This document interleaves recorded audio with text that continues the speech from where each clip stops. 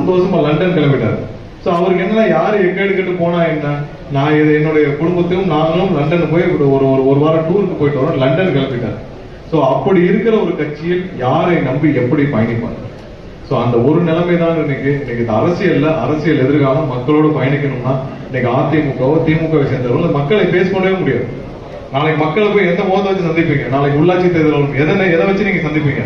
நீங்க 2 பேரும் சேர்ந்து ஆட்சி அமைக்க முடிவு பண்ணீங்கன்னா நீங்க 2 பேரும் சேர்ந்து கட்சி இணைக்க போறீங்களா, இல்ல 2 பேரும் சேர்ந்து பாரதிய ஜனதா கூட கட்சி இணைக்க போறீங்களா? என்ன செய்ய போறீங்க? சோ இப்படி ஒரு நெருக்கடியான நிலை, இப்படி ஒரு மோசமான நிலை. அதான் சொல்றேன், திமுகவிற்கு அந்த 13 வருஷம் எப்போ எம்ஜிஆர் காலத்துல, புரட்சித் தலைவர் எம்ஜிஆர் காலத்திலும் வரவில்லை. அப்போ அதிமுகவுக்கு 96 அந்த நெருக்கடியான நிலையில கூட அதிமுகவில் இவ்வளவு தொண்டர்கள் அதிமுக வெளியேறவில்லை. இது ரொம்ப 2 கட்சிக்கும் இந்த 2 சுயநலமாக எடுத்த முடிவு, 2 பேர் குடும்பத்தையும் குடும்ப சொத்துக்களையும் காப்பாற்ற எடுத்த முடிவின் காரணமாக இன்று பலர் மாற்று கட்சியில் இணைஞ்சிட்டு இருக்காங்க. அவர்கள் அனைவருக்கும் கண்டிப்பாக கட்சியில் உங்களுக்கு என்ன நோக்கத்தோடு நீங்க கட்சியில் சேர்ந்தீங்களோ அதற்கான அனைத்து உங்களுக்கு கௌரவமும் மரியாதையும் கொடுக்கப்படும். உங்களுக்கான அனைத்து தமிழகம் முழுவதும் பல அதிமுக கட்சியினரும் திமுகவினரும் கிளை கழகம் வரை கலைச்சீட்டு செஞ்சுட்டு இருக்காங்க. அவர்களுக்கு தேவையான அனைத்து மரியாதையும் கொடுக்கப்படும். மக்களோடு பயணிக்கிறதுக்கு, மக்களோடு இன்னைக்கு கௌரவமாக பயணிக்கிறதுக்கு தமிழக வெற்றி கழகத்தை தவிர வேற எந்த கட்சியும் கிடையாது. இன்னைக்கு மக்கள் ஏற்றுக்கொண்ட ஒரே தலைவர் எங்களுடைய தலைவரான விஜய் அவர்கள். ஏன்னா வேற யாரையும் அவர்கள் ஏற்றுக்கொள்ள. இன்னைக்கு தமிழகத்தில் மக்கள் ஏற்றுக்கொண்ட ஒரே தலைவர் நம்மளுடைய முதல்வர் அண்ணன் விஜய் அவர்கள் தான். வேற யாரையும் தலைவராகவும் நினைக்கல, வேற யாரையும் அவர்களுக்கு மக்களுக்காக 1% உழைக்கும் ஒரு நபராக கூட முதல்ல மக்கள் கருதவில்லை. இனிமேல் அந்த நம்பர் பாலிடிக்ஸ் இதெல்லாம் வராது. மக்களுக்கு உண்மையாக பணியாற்றினால் மக்கள் நம்மளை ஏற்றுக்கொள்வார்கள். அதை நோக்கி தமிழக வெற்றிகளின் அனைத்து சட்டமன்ற உறுப்பினர், அமைச்சர்கள் அனைவரும் மக்களுக்கான வேலையை மட்டுமே செஞ்சுட்டு இருக்கோம், முதல்வருடைய உத்தரவின் பேர்ல. அதே மாதிரிதான் வர உள்ளாட்சி தேர்தலில் தமிழகம் முழுவதும் நம்மளுடைய தமிழக வெற்றி கழக நிர்வாகிகள் அனைத்து இடங்களில் நிற்பார்கள். மக்களுடைய பெருவாரியான ஆதரவோடு வெற்றி பெறுவார்கள். 100% நம்மளுடைய வேட்பாளர் வெற்றி பெறுவார்கள். அடுத்த 5 வருஷம் உள்ளாட்சி அமைப்புகள் முழுவதும் மக்களுக்கு தேவையான அனைத்து பணிகளும் நம்மளுடைய நிர்வாகம் செய்வார்கள். அது எந்த மாற்று கருத்தும் கிடையாது. சோ மக்களுக்கான அனைத்து வேலைகளும் செய்வதற்காக விரைவில் எப்போ வேணாலும் உள்ளாட்சி தேர்தல் வரலாம்.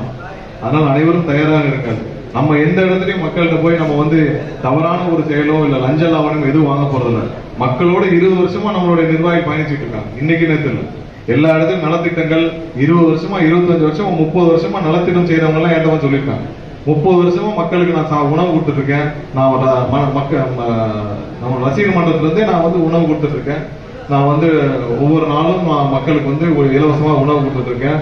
நான் ரொட்டி பால் கொடுத்துட்டு இருக்கேன். ஒவ்வொரு திட்டத்தையும் சொல்லி என்கிட்ட பார்த்துட்டு இருக்கேன். அப்ப 30 வருஷமா பயணிப்பவர்கள் இன்னைக்கு அவங்களுக்கு உள்ளாட்சி அமைப்பு ஒரு பிரதிநிதியாக கிடைச்சால் இன்னும் சிறப்பாக மக்களுக்காக செயல்படுவார்கள். எந்த ஒரு எதிர்பார்ப்பும் இல்லாமல் 30 வருஷம் மக்கள் நடந்துருக்காங்க. அதே மாதிரிதான் இப்போ உள்ளாட்சி அமைப்புன்னு ஒரு அங்கீகாரம் கிடைச்சால் இன்னும் சிறப்பாக பயணிப்பார்கள். கண்டிப்பா அடுத்த வர உள்ளாட்சி தேர்தலுக்கு தயாராக இருங்கள். இந்த திமுக அதிமுக இப்போ உள்ளாட்சி தேர்தல் உட்கார்ந்து நிறைய பேர் உள்ளாட்சி தேர்தல் உட்கார்ந்து இன்னமும் மக்களை கடைசி வரை கொள்ளையடிச்சிட்டு இருக்காங்க. மதுரை மாநகராட்சி இருக்க அனைத்து கவுன்சிலர்களும் நம்ம ஏற்கனவே சொல்லியிருக்கோம், திமுக கவுன்சிலர் எல்லாம் எவ்வளவு சம்பாதிச்சிருக்காங்க வாய் திறந்து சொன்னாங்கல்ல. இது வரைக்கும் இத்தனை தடவை சொல்லிட்டோம். திமுக கவுன்சிலர் அனைவரும் அவங்களுடைய சொத்து பட்டியலை வெளியிட முடியுமா? நீங்க எங்க கவுன்சிலர் நிக்கிறதுக்கு முன்னாடி எவ்வளவு சொத்துக்கள் வச்சிருந்தீங்க, இப்ப எத்தனை கோடி சொத்துக்கள் வச்சிருக்கீங்க, சொத்து பட்டியல வெளியிட முடியுமா? மாநகராட்சி கூட்டத்தில் வச்சு கேட்டீங்கல்ல, எங்களை நோக்கி அமைச்சர் இப்படி சொல்லலாமான்னு நான் சொல்றேன்ல. நீங்கள் சொத்து பட்டியலை வெளியிட முடியுமா?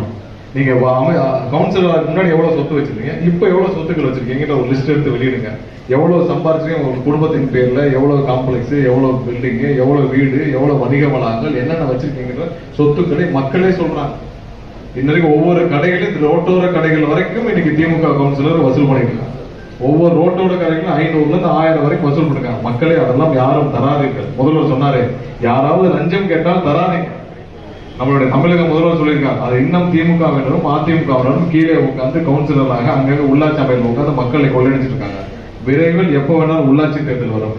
அனைவரும் தயாராக இருங்கள். மக்களுக்கான சேவை செய்ய ஒரு அங்கீகாரத்தோடு போய் செய்வோம். இனி வரும் தமிழகத்திற்கு எதிர்காலம் இருக்கும் அண்ணன் விஜய் அவர்களின் ஆட்சிக்கு உறுதுணையாக இருந்து மக்களுக்கு தேவையான அனைத்தையும் செய்வோம்.